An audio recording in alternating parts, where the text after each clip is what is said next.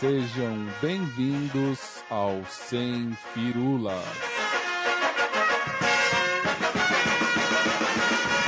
Campos correu, foi pra bola, bateu cruzado na boca do gol, tocou Sampaio, é gol!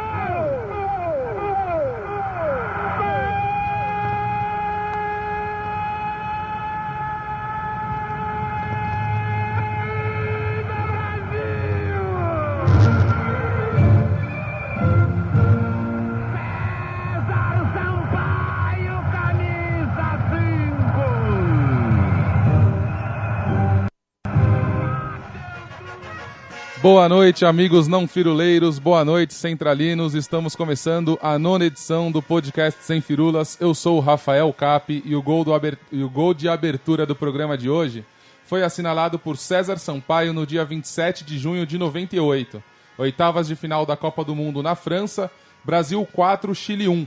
Foi o gol que inaugurou o placar em Paris. E o cruzamento para esse gol foi numa jogada de bola parada, uma falta. Quem cruzou a bola para o César Sampaio foi o nosso treinador Dunga, que hoje não consegue treinar um time para fazer um gol sequer na seleção chilena. E eu queria aqui dar boas-vindas aos amigos da mesa. Boa noite, Guilherme Dorff. O que você pode falar para a gente sobre este gol? Muito boa noite, Rafael Cap. Esse gol tá na memória aqui da nossa pré-adolescência, né? Um gol muito legal. O que eu tenho a falar sobre ele é justamente o complemento do que você estava falando. É interessante como alguns jogadores, pelo fato de ter uma característica enaltecida, a gente acaba se esquecendo de outras características que eles têm. Então o Dunga, muita gente vê como um cara que era exclusivamente brucutu, que não sabia dar um passe de 5 metros, e nesse lance você vê ele fazendo um cruzamento perfeito para o César Sampaio. Por outro lado, o César Sampaio, muita gente acha que ele marcava muitos gols por conta dessa Copa, onde ele acabou se destacando, se não me engano, marcando 2 ou 3 gols. E, na verdade, na carreira dele da seleção, ele só fez 6 gols. Então, nessa Copa do Mundo, ele fez praticamente a metade dos gols que ele fez pela seleção.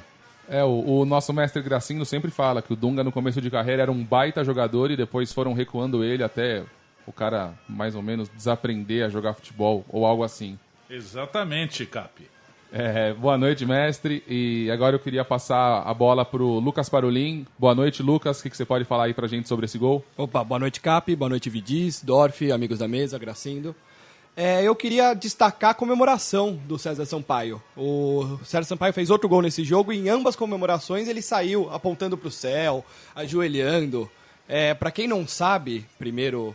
Você devia saber disso, mas para quem não sabe, o César Sampaio é um dos maiores evangélicos que o futebol brasileiro já teve. Religioso fervoroso mesmo, e ele sempre comemorava assim, né? Aquela coisa de agradecer a Deus e tal. E hoje em dia a gente vê muita reclamação com jogadores que comemoram dessa maneira, né? O Ricardo Oliveira, que quem sabe faz um gol hoje contra a Venezuela e vai comemorar da mesma maneira, recebe um monte de crítica por isso. E eu não lembro do César Sampaio recebendo essa crítica, então só queria deixar aqui a minha opinião, que vale qualquer tipo de comemoração, vale qualquer coisa no futebol, desde que esteja ganhando. Coisa engraçada, né, Cap? Justo, concordo com o Parolin. E agora, boa noite, Vidiz, André Vidiz. E aí, o que você tem que falar pra gente? Você vai falar sobre o César Sampaio, na verdade? Boa noite, centralinos. Boa tarde, firuleiros. Boa noite, Rafael Cap. O que eu vou falar do César Sampaio é que, vindo pra cá, eu lembrei que ele jogou nos 4 times paulistas, nos 4 grandes paulistas, e fiquei tentando lembrar de outros jogadores que fizeram o mesmo. Eu lembrei do Luizão, do Antônio Carlos Zago, do Miller e do Neto. E o Guilherme Dorff me lembrou também do Cláudio Cristóvão Pinho, o gerente, que até hoje é o maior artilheiro da história do Corinthians e que também jogou nos 4 grandes paulistas. Outra coincidência do gerente e do César Sampaio é que ambos começaram no Santos e só jogaram no Brasil nos 4 grandes paulistas. Curioso isso, né? Os caras no Brasil só jogaram nos 4 grandes rivais e aí partiram pro mundo pra tentar a sorte. Dessa lista aí, o Miller ainda jogou na Portuguesa. Isso é zerar o futebol paulista, cara. Verdade. Justo. Sem Firulas indica. O Sem Firulas indica dessa semana traz pra gente o 442, qqd.final.com.br. É um site, uma fanpage com colunas, memórias e opinião sobre futebol. E quem comanda aí a brincadeira é o Henrique Chaparro. E eu queria dar boa noite aqui, Henrique. Obrigado por participar com a gente. Fala um pouco pra gente como surgiu a ideia, como que você organiza, como que você faz, um pouco mais aí sobre o 442. Bem-vindo. Obrigado, Rafael. Boa noite. Uma honra estar aqui no programa, né? Grande programa. Como surgiu, ele foi junto com um amigo meu, que a gente mora em Canoas, no Rio Grande do Sul, perto de Porto Alegre, isso. E a gente participava já do Falando de Premier League, não sei se vocês conhecem, o site Premier League, futebol inglês, claro. E daí surgiu esse site de futebol brasileiro. E a gente começou a montar, procurar em grupos de futebol, gente que interessada em escrever. E a gente começou a formar uma equipe com isso. Daí estamos aí hoje. Boa noite, Henrique. Primeiro, muito obrigado por estar aqui. Eu sei que você abriu mão de cobrir um jogo da seleção brasileira para participar do nosso programa. Tudo bem que hoje em dia a seleção não encanta como outrora, mas ainda assim é algo grande. Eu queria primeiro contextualizar nossos ouvintes. O Henrique é de 1998, ou seja, está no auge dos seus 17 anos. Não viu o gol do César Sampaio. Ele nasceu quando o César Sampaio fazia esse gol lá em Paris. E a gente, quando a gente estava concebendo o programa aqui com o pessoal da Central 3, a gente fez uma lista de blogs, sites, iniciativas sobre futebol na internet que a gente achava legal e que a gente queria entrevistar. E quando a gente começou a entrevistar essa galera, a gente se surpreendeu que todos eles são muito novos. Praticamente todos os convidados, todos os entrevistados até hoje aqui do Sem Firulas são da geração de 90. Acho que com exceção do Ezequias Pierre, todos os outros são 92, 94 e o Henrique 98. E acho interessante ter a visão dessa galera mais nova. Queria saber do Henrique, se sendo de uma outra geração, o que você acha das críticas ao futebol moderno? Quais críticas você acha que tem a ver, que são de fato coisas que o futebol piorou? E quais são aquelas que você acha que, na verdade, é a geração de 80 que está ficando ranzinza? Categorias de base do jornalismo, né? Cara, o que muito... Acho que esse negócio de futebol moderno e futebol antigo virou meio que uma modinha, assim. Que o movimento, ele era um movimento legal no começo. Tipo, de baixar preço de ingresso e tal. Mas hoje já é uma coisa meio fora do contexto. Tipo, falar da seleção agora não pode falar de seleção. Tipo, tudo é futebol moderno, tudo é futebol antigo, tudo é arcaico, tudo é moderno. É tipo uma coisa muito, tipo, PT e PSDB, entendeu? Tá polarizando, você acha? Isso, exatamente. É a terceira vez seguida que a gente fala disso no programa. Impressionante como todo mundo parece concordar com isso. Sim. E, cara, o que mudou bastante, eu acho que é a qualidade do futebol. Eu acho que antes era bem melhor. No Brasil ou no mundo? Antes era bem melhor? Antes era muito melhor. E por isso que não precisava tanto de tática, assim. Tipo, o Brasil, a seleção não era uma seleção nossa, tática. Hoje se exige muita tática porque os jogadores já não dão conta sozinho, entende? Uhum. Nessa parte aí de que o futebol era melhor, eu concordo com o Henrique, até porque meu pai me ensinou o futebol. E meu pai sempre fala que hoje... Você vai assistir um jogo de futebol, seu time toma 1-0, ele raramente vira, é um inferno. E na década de 90, os grandes clubes tinham grandes times, no caso, e você podia tomar 2-0 no primeiro tempo, você ia pro intervalo confiante que seu time ia vencer o jogo por 5-2, era bonito, tipo, tinha jogo, seu time jogava bem pra frente, queria ganhar. E nisso eu concordo com ele, porque eu ainda acompanhei essa geração de 90 aí, e o Palmeiras do começo da década, o São Paulo, o Corinthians do final da década, eram times que o adversário podia abrir 2-3-0, que o torcedor tinha certeza que no mínimo um empatezinho se arrancava. E hoje, São Paulo toma 2-0 no Morumbi, o Santos 2 na Vila, o Fluminense 2 no Maracanã. Você não busca mais, você chora. Eu acho engraçado, mudando um pouco de assunto, entrando lá no 442, tem histórias, memórias, né? Mais ou menos como os causos do Gracindo aqui. Só que, pra gente olhando aquilo, você fala, pô, mas isso aí aconteceu ontem. Tipo, eu lembro, eu tava lá, como é que pode ser uma memória, né? Mas, de fato, já passou um tempo e, de fato, são histórias interessantes que valem a pena ser relembradas. Henrique, muito boa noite. Quem tá falando é o Guilherme. Boa noite. Grande prazer falar com você aí. Como o André falou, é legal a gente poder ter um contato mais próximo com amigos que a gente já tinha feito, mas a gente sempre fica no âmbito digital, teclando. Eu sempre falo isso, né? Sou meio repetitivo. Todo o programa. Você podia gravar, inclusive, essa parte, amigo? E aí poupa a gente. Virar uma vinheta. Mas de verdade é uma coisa que eu sinto. O que eu queria te perguntar, chama a atenção da gente aqui como vocês estão sempre testando estímulos novos e recursos que a gente não tem muito, a gente não sabe muito bem ainda como usar. Essa juventude, viu? Sem firula, eu tô dizendo. Então, a gente já quase combinou que acabou não funcionando do nosso lado o Hangout. Você faz uma revista Flip digital. Ultimamente você também estava tentando utilizar o Snapchat. Eu queria saber como que você se organiza para fazer isso. Assim, o que você fala em cada um desses meios novos? Por que você decidiu usar eles? Qual que é a ideia? Cara, na real, eu não me organizo, né, cara? É uma desorganização total isso.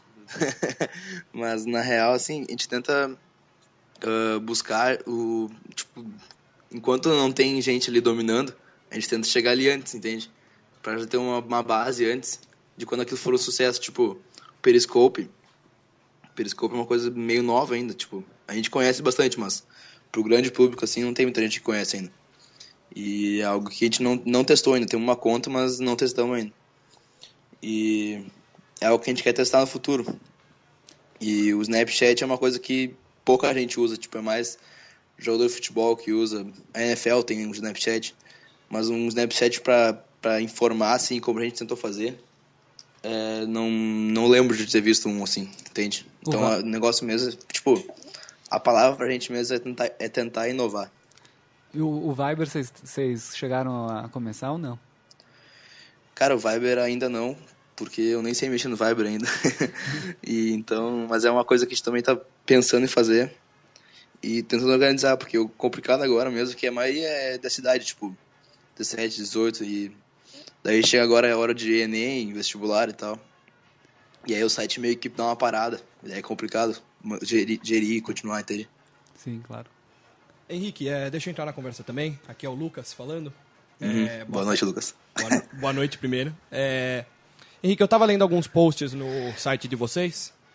Eu sou craque em conhecer o entrevistado assim. Quando a gente cria a pauta, eu vou ler o site inteiro. Aí eu finjo que sou fã faz muito tempo. Mas eu gostei muito de um post que foi escrito pelo Guilherme Padim no mês passado, no dia 11, que achei interessantíssimo. Ele conseguiu encontrar 100 jogadores entre 18 e 26 anos, todos brasileiros, e ele foi montando o elenco até 2028 para a Copa. Primeiro que o menino teve tempo, parabéns para ele, e uma baita de uma visão.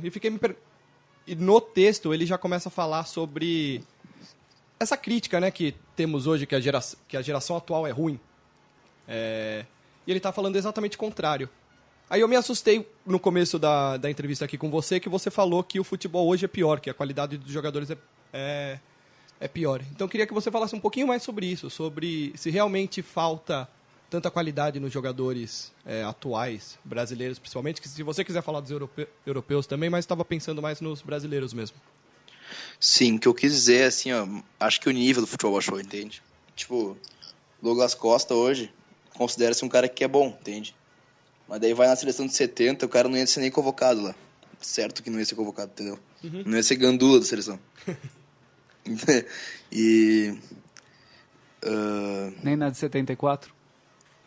Talvez, não sei não, acho que não também. Acho que não. Porque, na real, eu acho que a qualidade baixou e a gente não acompanhou também a evolução tática, porque hoje se exige muito mais tática porque a qualidade baixou, entende? Uhum. Não, Henrique, isso me surpreende muito. Perdão, Sim, pode cortar, falar. Sim. Não, mas isso me surpreende muito porque às vezes eu sinto muito essa nostalgia das gerações anteriores com gente mais velha. Então eu esperava que você chegasse aqui e falasse totalmente o oposto. E me surpreende isso e, na verdade, até quebra alguns paradigmas que eu tinha, sabe? Que eu acreditava que nós somos os ranzinzas, na verdade. Então, você falando isso, eu começo a acreditar um pouquinho mais que a geração é, de fato, ruim. Vou ter que pensar mais sobre isso para essa próxima semana. Eu lembro que... É que eu acho que, na verdade, não é que a geração é ruim. É que as outras eram muito fodas. Tipo, Exatamente era muita isso. gente boa. E hoje você tem uns caras bons, ponto. Assim, você tem o Neymar, que vai acima Que da é média, e o resto é bom. E tipo, que nem o William, ele é um cara nota 6 que joga um futebol nota 6 e não vai sair disso, tá ligado? Raramente ele muda alguma coisa. E pra mim, eu vejo dessa forma, entendeu? Que as gerações anteriores eram sensacionais. criativas. Exato. E essa é Que o apenas futebol uma... tá mais pragmático hoje. E é o que você falou, e essa é uma geração boa, então ela tem que ter ali, tem que jogar em conjunto, tem que jogar em bloco, o time tem que marcar junto, tem que subir junto, porque o Neymar sozinho não resolve mais. A prova é que o Messi sozinho não resolve sozinho, o Cristiano não resolve sozinho para Portugal e assim segue. Uhum. E também, tipo, entrando nesse negócio de qualidade, tipo, ou os caras põem a culpa na qualidade do time ou no Dunga. E eu acho que é um pouco dos dois, sabe? Eu acho que o time é bom, mas o time é cagão, entende? Sim. Acho Falta protagonismo, mas eu os diria caras que é não mais puxam do Dunga. responsabilidade. O William vai lá na lateral, pega a bola, ele começa a pedalar e toca pro lado. É só isso que ele faz. Tipo, o Neymar, ele vai lá e tenta um lance pra frente. E os caras ficam tocando pro lado só. Esse é o problema da geração, eu acho. Até escrevi um texto sobre isso. Eu acho que esse é o grande mal da geração, que os caras são muito cagão mesmo. É verdade. Para fechar aqui, eu tinha pensado numa pergunta que passou um pouco, mas acho que vale a pena voltar. Você é um membro ativo da Futebol Alternativo e de outras comunidades no Facebook. Como você vê o papel dessas comunidades hoje na imprensa esportiva? Porque acho que nunca teve tanto conteúdo sendo escrito por leitor, em vez de ser escrito por jornalista, né? Sendo escrito por quem consome mesmo. Sim. Eu acho que é legal e também tem que ser controlado isso, entende? Porque não é porque tá aberto assim que vai ser ótimo, entende? Mas é legal ter várias opiniões. Isso eu acho uma coisa legal dessa inovação. Tipo, é uma coisa que não se restringe apenas só ao colunista ali, só o PVC falando ali. A gente tem um grupo ali com 10 mil pessoas te olhando, entende? Uhum. E que tu pode opinar ali e vai curtam tua opinião e aí tu cria um site, aí tu cria um site. Tá lá. Bom, eu queria aproveitar para mandar um abraço para o José Vitor, do Padrão Tático, que também é dessa escola de base de jornalismo esportivo aí. Ele tem 15 anos e fez uma análise tão completa e tão profunda sobre o Grêmio que foi até citado pelo treinador gremista numa das entrevistas dele. Esse cara não foi o que ganhou a camisa do Roger? Aí? Foi ele mesmo. Ah, tá. Agora, vamos esperar para ver aí se essa geração de jornalistas nova é tão Não boa vai quanto tomar a 7 de 80. Essa safra Geração é boa. belga, Essa safra é boa. Valeu, Henrique. Obrigado aí para quem quiser acompanhar de novo. O site é qqd.final.com.br.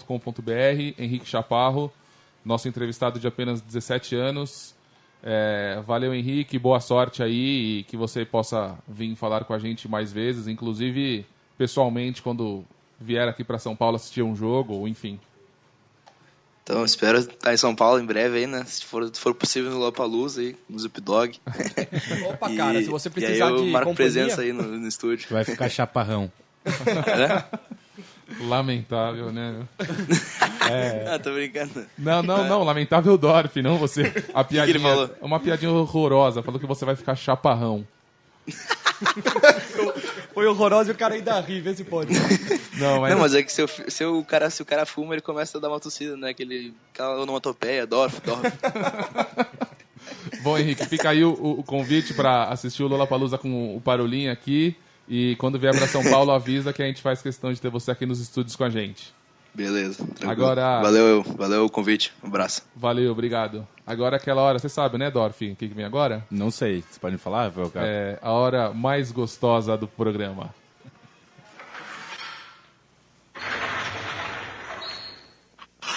Causos do Gracindo.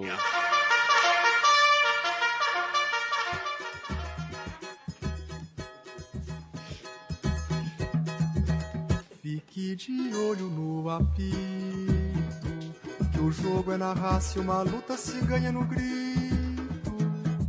E se o juiz apelar, não deixe barato, ele é igual a você e não pode roubar. 1973. O caos que vou contar hoje serviu de inspiração para Carlinhos Vergueiro criar a sensacional canção Camisa Molhada, que vocês ouvem ao fundo. Não deixe barato, ele é igual a você e não pode roubar. Dia 22 de julho de 1973. Segundo turno do Paulistão. Quase 70 mil torcedores presentes no Morumbi para assistir ao duelo entre Santos de Pelé e o Corinthians de Rivelino. O ponta-direita Vaguinho abre o placar para o Corinthians no início da partida.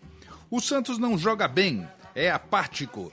E o time corintiano, querendo devolver a goleada de 3-0 que sofreu no primeiro turno para o alvinegro praiano, ataca sem parar, mas é sempre brecado pelo juiz Oscar Escôfaro e pelos bandeirinhas da partida.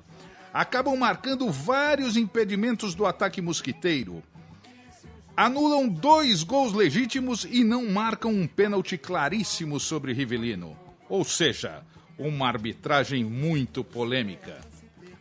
O placar continuava 1-0 favorável ao Corinthians até o final do jogo, quando aos 42 minutos do segundo tempo, o jogador reserva do Peixe, Ferreira, que entrara em jogo poucos minutos antes, desaba na área, sem ninguém ter tocado nele. Os jogadores corintianos ficam incrédulos, cercam o juiz da partida, reclamam, xingam, peitam, mas o juiz não expulsa ninguém. O Rei Pelé bate o pênalti, gol do Santos, 1-1 no placar. Nova saída é dada e o juiz imediatamente apita o final da partida. Não desconta nem os 3 minutos que faltavam e nem dá possíveis acréscimos. No dia seguinte, uma grande e inédita surpresa que deixaria até Eurico Miranda com inveja por não ser a vítima pioneira. A diretoria do Peixe anuncia que todo o dinheiro da arrecadação milionária daquela partida foi roubado por assaltantes encapuzados quando seguia para Santos na noite daquele domingo. Boa noite, Fábio Preturlon, Alexandre Tavares, Ricardo Leonoro, Rodrigo Bitar, Rogério Vieira Gomes, Aristeu Kodami e professor Geraldo Carvalho. E parabéns, Edson Barbosa Arantes, pelo nascimento do seu filho Edson Júnior. Um abraço a todos. De olho no apito, que o jogo é na raça e uma luta se ganha no grito. E se o juiz apelar, não deixe barato, ele é igual a você e não pode roubar. Post, escanteio curto.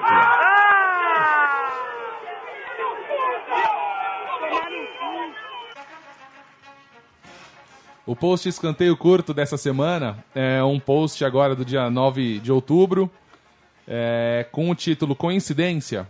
Top 3 da artilharia do brasileiro usa as chuteiras X ou X da Adidas, eu não sei e não me interesso em saber, na verdade. Do site Globesport.com. E quem vai contar pra gente por que esse foi escolhido escanteio curto é o Parolin. Manda ver, Parolin. Eles não jogam no mesmo time, têm estilos diferentes dentro do campo, tampouco são conterrâneos. Afinal, o que Ricardo Oliveira, Jadson e Lucas Prato têm em comum? Ora, o trio que ocupa as primeiras posições de artilharia do Campeonato Brasileiro usa o mesmo tipo de chuteira, modelo X da Adidas. Cara, e daí que eles usam a mesma chuteira? Alguém me explica? E daí? Tudo bem que é um post patrocinado pela Adidas. Na verdade, eles falam até... eu não vou ler o resto da matéria, mas eles falam do Cartola, da Liga Cartola do Globo Esporte, que se você escala o jogador certo, você pode ganhar mais pontos, sei lá o quê.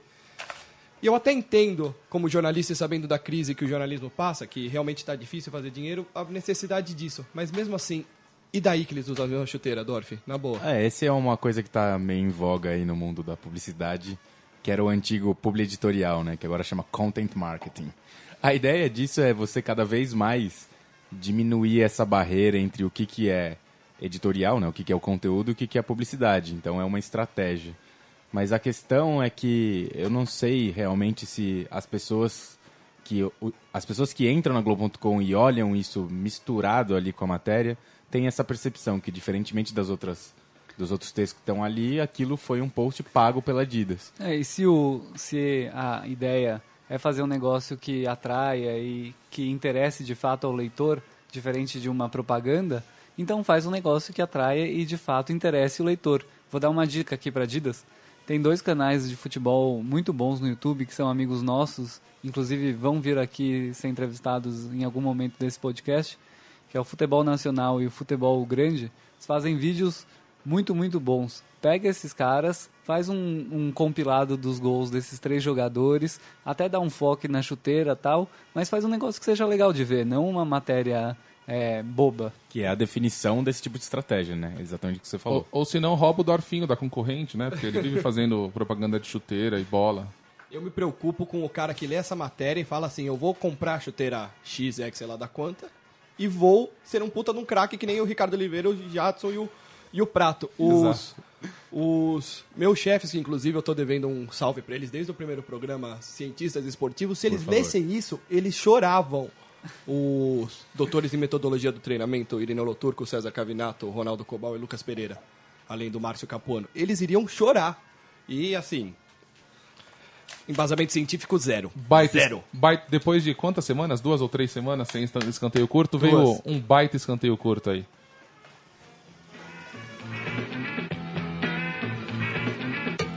Post chuteira preta.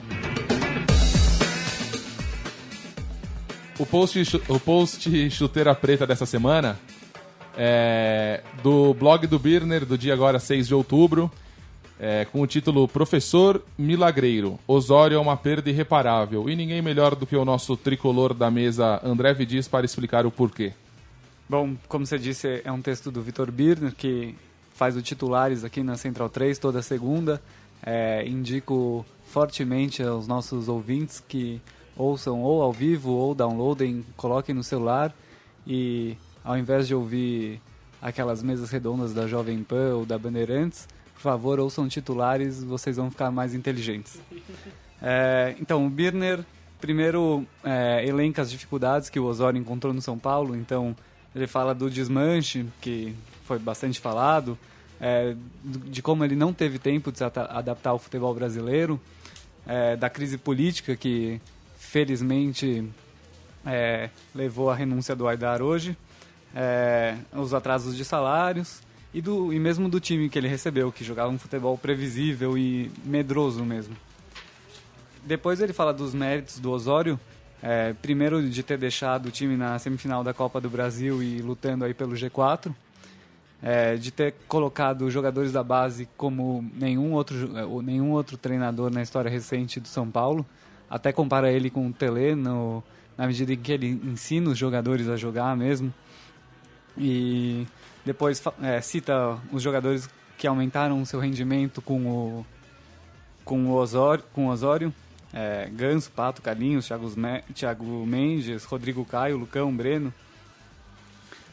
Fala também de como ele armou uma equipe ofensiva, ousada, com inteligência. E pensa como seria um 2016 com o Osório pro São Paulo, né? Com tempo de preparar o time e, de fato, fazer o time jogar da maneira que ele queria. Eu acho interessante, né, já que você está comentando, desculpa te interromper, é que em outro momento, não nesse texto, eu vi o Birner falar uma coisa que eu achei bem legal, assim. Ele fala, cara, eu já vi em momentos o time do São Paulo ser mais vitorioso e a torcida tá menos empolgada com o time do que nesse momento atual. Então, tudo aquilo que a gente comenta aqui de falar, porra, os torcedores hoje em dia eles só pensam no resultado, mesmo que o time esteja jogando feio, de alguma maneira o Osório tá conseguindo mudar um pouco esse estigma.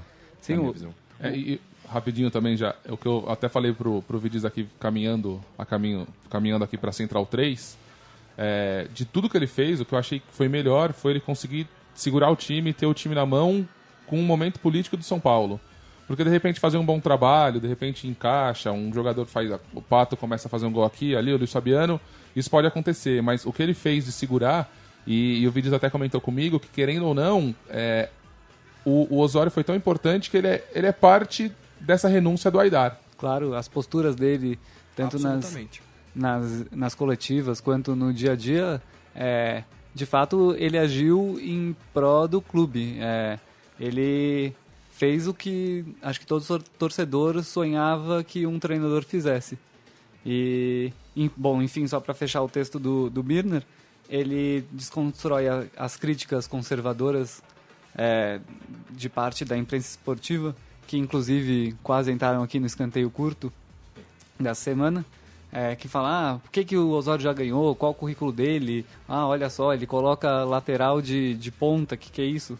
O Birner mostra como essas críticas não fazem o mínimo sentido, porque no final das contas o Osório monta times para criar mais chances e chegar mais no gol do que o adversário, e que fazendo isso a probabilidade do time ganhar é maior, que é o trabalho do treinador, né? O treinador não tem como garantir que o time vai vencer, mas ele tem que tentar fazer com que o time tenha mais chances do que o adversário. Essa abordagem da imprensa me lembrou muito como a própria imprensa cobre times menores, né? Sempre, em vez de falar dos méritos, trazendo esse lado folclórico, pitoresco, engraçado, que empobrece muito o futebol, né? Quando você fala ou de um treinador que pode revolucionar o futebol, ou de um time gigantesco com histórias, em vez de você tratar isso de maneira fiel, de maneira madura, você fica, olha que engraçado, ele manda bilhetinho, ele faz rodízio. Sim. Aqui favor, quando, né? Sem comparações, mas quando o Guardiola inventou o falso 9 pro Messi e pôs o Mascherano de zagueiro, ele foi um gênio.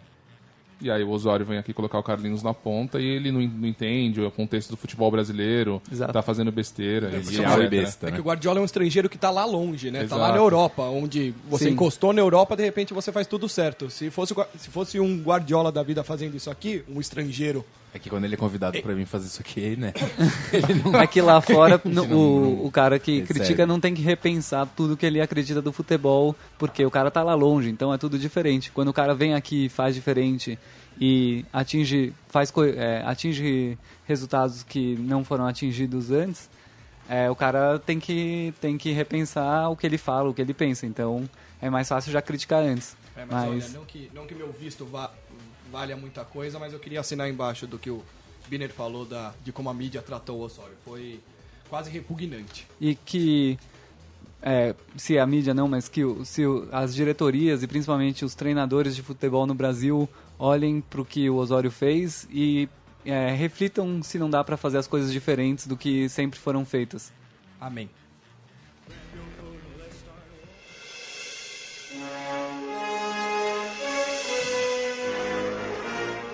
De volta para o futuro. O De Volta para o Futuro de hoje tem o título Vasco perde, vira caso de polícia, do Jornal do Brasil, de 13 de outubro de 95, mesmo então há exatos 20 anos, mas quem lê, tirando as escalações, parece que a notícia é de hoje. Manda ver, Dorf. Bom, primeiramente eu queria falar que essa notícia vem de uma semana depois do lançamento do maior CD da história da música. O lançamento do CD What's the Story Morning Glory do Oasis, informação que eu peguei aqui do Leandríssimo Yamin. Empolgou. E me relembrei. Mas falando da notícia, eu vou até ler para vocês porque é bem curioso. Ele fala o seguinte: a 7ª derrota consecutiva do Vasco no Campeonato Brasileiro de Futebol, dessa vez para o Palmeiras por 1-0 com gol de Alex Alves, e eu completo, o saudoso Alex Alves, transformou São Januário num caso de polícia. Revoltados, dezenas de torcedores se aglomeraram na porta do clube exigindo aos gritos a renúncia do vice-presidente de futebol Eurico Miranda. Então ele fala que os torcedores foram ostensivos e para conter essa violência dos torcedores, a presença de 70 policiais do 4º Batalhão de Choque acabou evitando o pior. Armados de escopetas e metralhadoras, desculpa pela risada, os policiais conseguiram assustar os torcedores que foram embora. Então, como a gente sempre fala aqui, passaram 20 anos, parece que a situação é muito parecida. E você gostaria de ler as escalações aí, Rafael Capo? Só uma antes de ler, coisa. pode falar então, Vidiz. Bom, tem um fato curioso que o Eurico sentava no banco, né? Hoje em dia não pode mais. E no final, o Eurico tirou a sala que a Força Jovem tinha em São Januário e chamou eles de marginais, vergonhas e safados, e no final garantiu que não renunciará. Abre aspas. Fui eleito. A solução é o Vasco vencer. Fecha aspas. Ótima. E só pra constar aqui, o Vasco trocou de técnico 5 vezes no ano de... Quer dizer, naquele momento já era a 5ª troca. Então, não sei se parou no 5º, no 6º, no 7º. E aí, só pra fechar então, eu vou falar as escalações aqui, porque essa aqui nem Pedro de Luna saberia, viu, Vidiz? O Vasco entrou em campo com Carlos Germano, Cláudio Gomes, Ricardo Rocha, Alex e Sidney. Charles, Nelson, Richardson, Pedrinho, Brenner e Marcelo. E o Palmeiras foi para campo com Veloso, Jorge Antônio, Kleber, Célio Lúcio e Wagner. Amaral, Cafu, Rivaldo, Edilson, Alex Alves e Nilson. Um meio-campo bem respeitoso, eu diria. Eu achei engraçado e legal falar da notinha que vem junto do atacante Marcelo aqui do Vasco. Por incrível que pareça, o melhor do time, com movimentações constantes pelos flancos do campo. Então Nota 6. Já tem um juízo de valor ali embutido na nota. Devia estar mal no campeonato, coitado. Devia estar mal. Obrigado aqui a todos os companheiros de mesa, Gracindo, obrigado Yamin, obrigado Central 3 pelo espaço cedido. Boa noite a todos, espero que tenham gostado e até semana que vem. Sem Firulas número 10.